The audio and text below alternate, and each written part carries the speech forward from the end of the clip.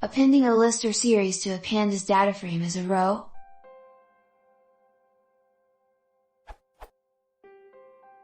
So I have initialized an empty pandas DataFrame and I would like to iteratively append lists, or series, as rows on this DataFrame. What is the best way of doing this?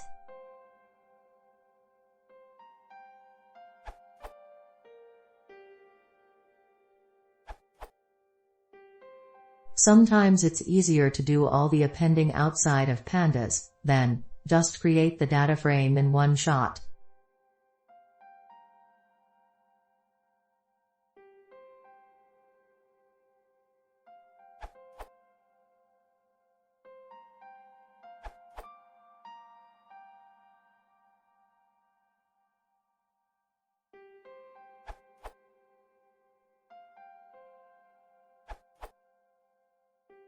Here's a simple and dumb solution.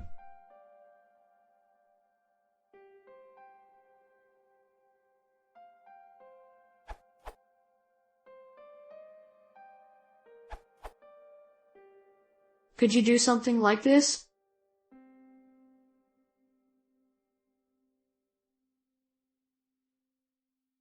Does anyone have a more elegant solution?